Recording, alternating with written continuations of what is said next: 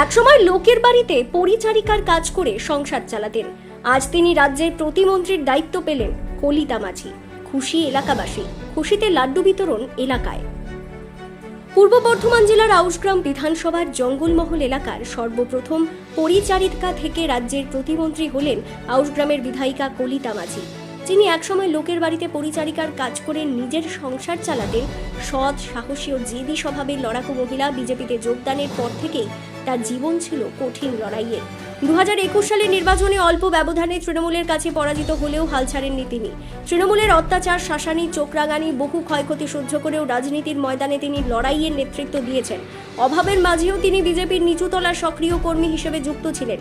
দল তাকে আউশগ্রাম বিধানসভা কেন্দ্রের প্রার্থী হিসেবে মনোনয়ন দেয় এবং তিনি বিপুল ভোটে জয়লাভ করেন এবং প্রথমবার বিধায়িকা নির্বাচিত হন।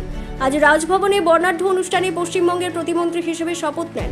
তার এই পরিচারিকা থেকে সোজা রাজ্যের মন্ত্রিসভায় উঠে আসার খবর পেয়েই পাড়া প্রতিবেশীর চোখ টিভির পর্দায়। আবির খেলায় আনন্দে মেতে উঠেছে আউশগ্রামের মানুষ। বুশকারা শহর জুড়ে পথচারী থেকে সাধারণ মানুষকে খুশির মেজাজে লাড্ডু বিতরণ করা হয়। প্রতিবেশীরা আনন্দে আত্মহারা হয়ে জানাচ্ছেন, দিদি আমাদের আগে যেমন ছিল পাড়ার দিদি, আর আমরা দিদির সেই ভাই। দিদি আমাদের কাছে আলাদা কিছু নয়। পাপাই সরকারের রিপোর্ট, BCN বাংলা। দিদি, আজকে আপনার বৌদি মন্ত্রিত্ব পেল, কি বলবেন, কেমন লাগছে? কেমন লাগছে? খুব ভালোই লাগছে।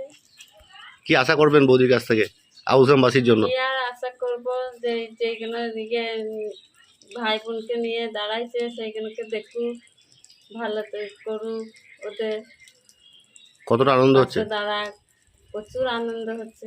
আপনি কিভাবে জানলেন যে আপনার বৌদি মন্ত্রী হলো? কিভাবে জানলাম? কালকে গেলাম আমার বৌদি আমাদের বাড়িতে, আচ্ছা, নিয়ে আমাকে বললো যে বাড়িতে যাবি, থাকবি।